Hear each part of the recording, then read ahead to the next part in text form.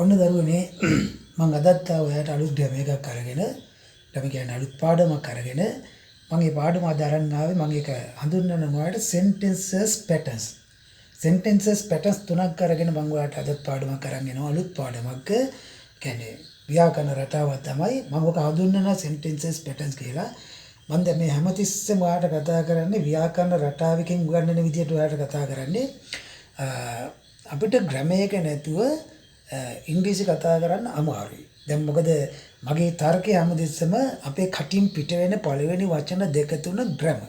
හරි? එමුනවා ග්‍රැමර් ඉගෙන ගත්ත යුතුයි ගොඩක්. ඔයා ගොඩක් ග්‍රැමර් ඉගෙන ගත්ත යුතුයි ඉංග්‍රීසි කතා කරන්න. දැන් ඉංග්‍රීසි කතා කරන කෙනෙක් ගොඩක් විචක්ෂණයි. බොහෝ දේවල් ඉගෙනගෙන තිනවා.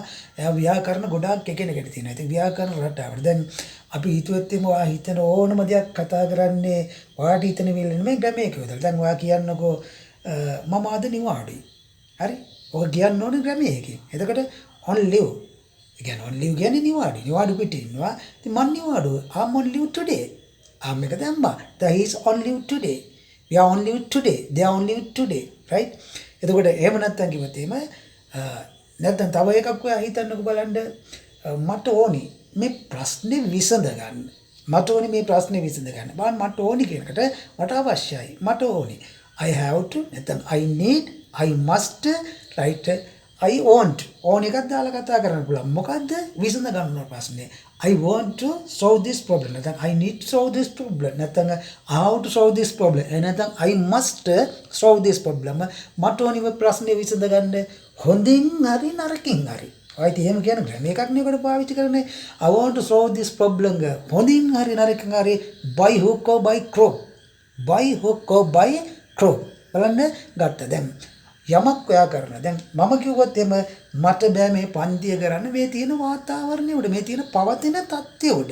දැන් ඔයා කතා කරන්න ඕනේ ඔක ග්‍රැමර් එකේ ඉන්නේ. එතකොට ඔයා කතා කරනවා නේ මට බෑ. I can't. නැත්නම් I'm unable to. ඔකනේ කතා කරන්නේ. මට මේ පන්ති කරන I can't help නැත්නම් I can't conduct this class පවතින වාතාවරණය in the present certain circumstances නැත්නම් under present certain circumstances I can't help this class under present certain circumstances මට මේ පන්තිය කරන්න පවතින තත්ත්වය උඩ. එතකොට ඔය කියන්නේ ඔක්කොම ග්‍රැමර් එකෙන්. ග්‍රැමර් එක හිතාගෙන ඔය ඉස්සරහට යනවා. right. දැන් ඔයා නිකන් කිව්වොත් එම මට මගේ ජීවිතේ මේ වෙනකොට ගොඩාක් දේවල් අහිමි වෙලා තියෙනවා. ඉංග්‍රීසි කතා කරන්න බැරි වීම නිසා. හරි? එතකොට මට ගොඩාක් දේවල් මගේ ජීවිතේ මිස් වෙලා තිනවා අහිමි වෙලා තියෙනවා. මොකක්ද මට ඉංග්‍රීසි කතා කරගන්න බැරි නිසා. එතකොට ඔයා කියන්නේ කොහොමද? මේ දැනටමත් ඒ කියන්නේ already I have missed the good opportunity in my life because I can't speak in English. already දැනටමත් මිස් වෙලා තියෙනවා. I have missed the good opportunities. හොඳ අවස්ථාවක් මගේ අර දෙනවා. because I can't speak in English. ඉංග්‍රීසි කතා කරගන්න බැරි වීම නිසා. ඉතින් ඕක කියන්නේ ඔක්කොම ටික කියන්නේ දැන් වා හිතන හැම දෙයක්ම යන්නේ දැන් වචනයක් හිතන්න පුළුවන්. ඒකට පණ දෙන්න නම් ග්‍රැමර් එක තියෙනවා. ඉතින් එහෙනම් මම අද තරංග ඔයාට sentences patterns තුනක්. right. බලමු sentences patterns තුන ඉස්සෙල්ලාම අපි හඳුනගමු. මේක ටිකක් භාවිතා නොකරනවා. හැබැයි නිතරම පාවිච්චි කරනවා. අපි ග්‍රැමර් එකක් විදිහට මේක sentences patterns එකක් විදිහට ගොඩක් කට්ටිය කතා කළාට මේක දන්නේ නැහැ. මේක ව්‍යාකූලයි මේක වරද්ද ගන්නවා. හරි. අපි මේ ග්‍රැමර් එක හොයාගමු බලන්න. පළවෙනි එක මම ගන්නවා sentences patterns එකක් විදිහට. පළවෙනි එක ගන්න I wish I were. I wish I were. කියන්නේ එක වක. ඊට පස්සේ ගන්නවා I wish I had. බලන්න දෙකම එකට යනවා වගේ වෙනස් වෙන අර්ථය මම පෙන්නනවා. ඊළඟ ගන්නවා it is time I ඔය ග්‍රැමර් තුන දාලා කතා කරන හැටි කේරේ sentences patterns තුනක් දාලා කතා කරනවා. දැන් බලන්න පළවෙනි එක මම ගත්තා I wish I were. දැන් ඕකෙන් පෙන්නන්නේ මොකද්ද? I wish I were කියන්නේ කොච්චර හොඳද මම. එහෙම වුණා නම් එහෙම හිටියානම් කියන කතර I wish I were. ඕකෙම දින කොච්චර හොඳද මම එහෙම වුණා නම් එහෙම හිටියනම් හැබැයි එහෙම වෙලා නැහැ. ඕකේ අර්ථය තියෙන්නේ. right. එතකොට බලන්න ඔන්න ග්‍රැමර්. දැන් ඔය අහන්න එපා I wish I එක ඉස්සරහට ඔය එකනේ. ඕක සුද්ධගේ ග්‍රැමර් පැටර්න් එකක්. අර ඔය ග්‍රැමර් පැටර්න් එක ඕක කියන්න ඕනේ. කොච්චර හොඳද මම කියන කතන්දරය කියන නම් I wish I were කියන්න ඕනේ. නැතු ඕක කඩ කඩා හිත මේක ආවි wish එක ආවි I එක ආවි had එක ආවි. ඔහොම කොහොමද කියලා හිතන්න බෑ. ග්‍රැමර් පැටර්න් ඕවෙන් තමයි ඉංග්‍රීසි කතා කරන්නේ. right. එතකොට බලන්න මේ විදිහට කොච්චර හොඳද ඔකනේ කියන්නේ I wish I were. දැන් මම කියන්නම්කෝ කොච්චර හොඳද මම රටේ හිටියානම් I wish I were ඔන්න මේක ගත්තා කොච්චර හොඳද මම හිටියනම් කියන කතන්දරේ එනවද I wish I were කොහෙද in abroad I wish I were in abroad කොච්චර හොඳද මම රටේ හිටියනම් right තව එකක් ඕකට ඔහොමම අල්ලගමු බලන්න කොච්චර හොඳද මම ඉස්කෝලේ හිටියනම් මම වාකිය හිතනවා කියන්නේ කොයි විදියට එහෙනම් කොච්චර හොඳ මං හිටියනම් පාසලේ කියන එක I wish I were කොහෙද in school කොච්චර හොඳ මම ඉස්කෝලේ හිටියනම් right එහෙනම් තව එකක් කොච්චර හොඳ මම මගේ පවුලේත් එක්ක හිටියනම් ඔයා කියන කතන්දරේ I wish I were with my family I wish I were කොච්චර හොඳද මං හිටියනම් කාත් එක්ක with my family right තව වාක්‍යයක් ඇල්ලුවොත් එම කොච්චර හොඳද මම ගෙදර හිටියානම් එහෙනම් ඔගේ කියන්න ඕනේ I wish I were ඔකද කොච්චර හොඳද මම හිටියානම් කොහෙද at home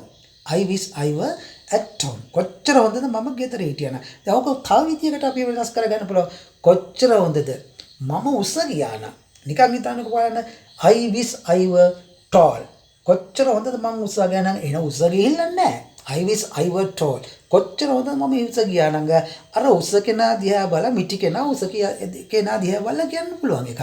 එතකොට තමයි අපි තව එකක් දෙවද කොච්චර හොඳද මේව ගත්තොත් එම කොච්චර හොඳද මම සුදු වුණා නම්.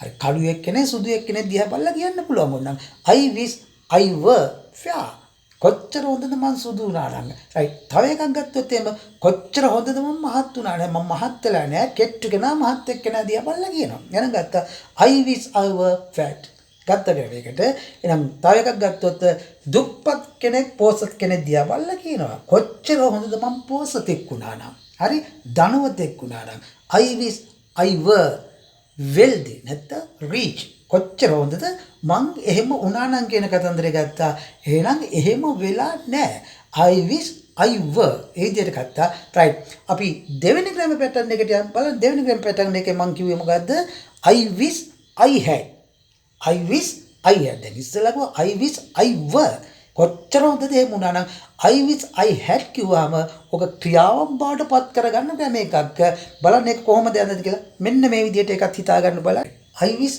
I had දැන් ඒකත් ඉන්නේ අර අදහස වගේ වුණාට ඔක ක්‍රියාවක් බවට පත් කරලා අපි කතා කරනවා දැන් මොතෙන්දී I wish I had දැන් ඔයාලට මතකයි මම මගේ කලින් වීඩියෝස් වල ඒ කියන්නේ මගේ කලින් පාඩම් වල මම ඔයාලට උගන්වලා තියෙනවා I wish I had එතකොට ක්‍රියාවක් ඉස්සරහට දැන් සාමාන්‍යයෙන් අපි කර්මකාරක වාක්‍යයක් විදිහට මේක හඳුනගන්නේ had එකක් ආවොත් have එකක් ආවොත් had එකක් ආවොත් get එකක් ආවොත් got එකක් ආවොත් මම කියව එක කර්මයෙන් තියන්නේ ඒ කියන්නේ කර්මකාරක වාක්‍ය parts participle එකෙන් වැටෙන්නේ කියන කතන්දරේ දැන් මෙතන එනවා I wish I had I wish I had එක ඉස්සරහට එන ක්‍රියාව කර්මයෙන් තියන්නේ වෙනවා දැන් බලන්න I wish I were නෙමෙයි මෙතන කියන්නේ I wish I had දැන් බලන්න එතකොට කොහොමද එන්නේ කියලා දැන් ඔයා මෙහෙම කියන ක්‍රියාව බාටපත් කරලා අපි කතා කොච්චර හොඳද මම ගෙදර ගියා නම් එහෙනම් කොච්චර හොඳද මං ගෙදර දැන් ගෙදර ගියා නම් කියනකොට ක්‍රියාව බාටපත් I wish I were I wish I had බලන්න had එක එනකොට මං කිව්වා කර්මයෙන් තියෙන I wish I had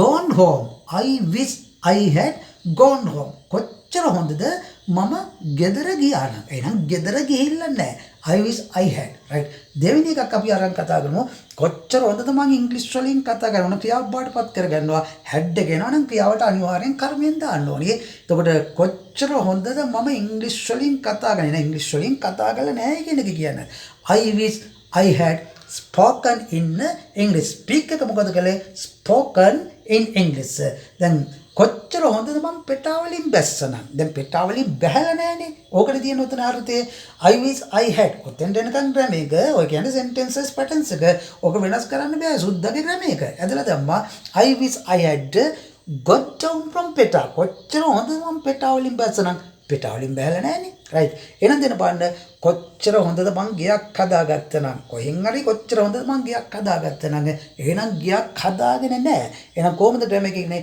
I wish I had ඔන්න ඔතෙන් දෙනකන් ආවා I wish I had build house එක built කර්මයට යනවා I wish I had built a house කොච්චර හොඳද මං ගියක් හදාගත්තා නම් යමක් කරන එක කොච්චර හොඳද කියලා කතා කරන්න I wish I had දැන් ඉස්සෙල්ලා එක කිව්වේ I wish I were කොච්චර හොඳ මං එහෙම වුණා නම් නැත්නම් එහෙම හිටියා නම් කියන ගන්නදරේ දැන් මේක ක්‍රියාවක් බාටපත් කරලා කියනවා කොච්චර හොඳද මං එහෙම කළා නම් right තව වාක්‍යයක් කරලා බලන්න කොච්චර හොඳද මම මේ ගැන හිතුවා නම් එහෙනම් මම මේ ගැන හිතලා නැහැනේ. I wish I had think about this එක thought about this. I wish I had thought about this. කොච්චර හොඳ මම මේ ගැන හිතුවා. එහෙනම් මම මේ ගැන හිතලා නැහැ. right. ඊළඟට මේකට යම් බලන්න මම ඊට පස්සේ ගන්නවා කිව්වේ ඊළඟ sentences patterns එක මම ඒක වෙනස් කරගන්න ඇති ඒකත් ලේසි හැබැයි මේක පුරුදු වුණාට පස්සේ අපි කතා කරන සයිලෙන් නිකන් automatically කතා කරන එකයි තියෙන්නේ right හිතලා බලන්න ඔන්න බලන්න ඊළඟ sentences patterns එක ඒ කියන්නේ ඊළඟ ව්‍යාකරණ රටාව දැන් ඔගේ මම ඊළඟ එක කිව්වේ මොකද්ද it is time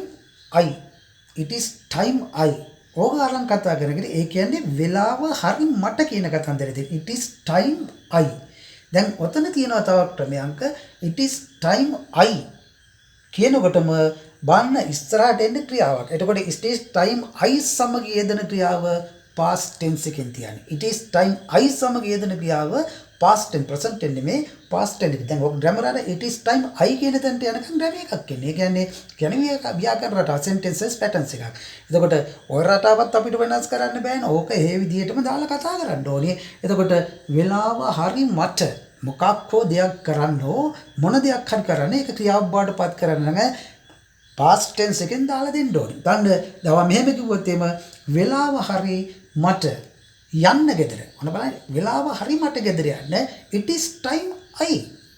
වෙලාව හරි මට මොකද්ද යන්න ගෙදර එහෙනම් it is time I went home. go එක වෙන් කළා දුනා it is time I went home. වෙලාව හරි මට යන්න ගෙදර right. එහෙනම් දැන් බලන්න වෙලාව හරි මට දවල්ට කන්න.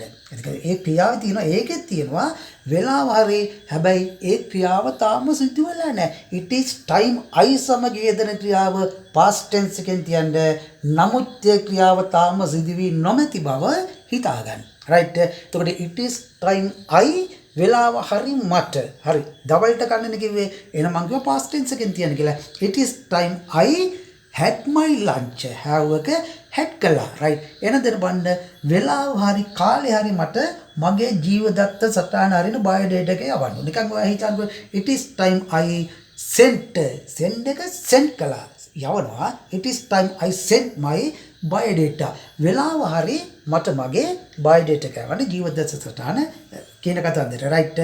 එහෙනම් වෙලාව හරි මට පිට වෙන්න ඔෆිස් එකෙන් තාම පිට වෙලා නැහැ නේද වෙලාව හරි මට පිට වෙන්න ඔෆිස් එකෙන් it is time I left leave එක left කළා. it is time left from the office. වෙලාව හරි මට පිට වෙන්න ඔෆිස් එකෙන් කාලේ හරි වෙලාව හරි මට යමක්. එහෙනම් දෙන්න බලන්න වෙලාව හරි මට වැඩ පටන් ගන්න. වෙලාව හරි මට වැඩේ පටන් ගන්න.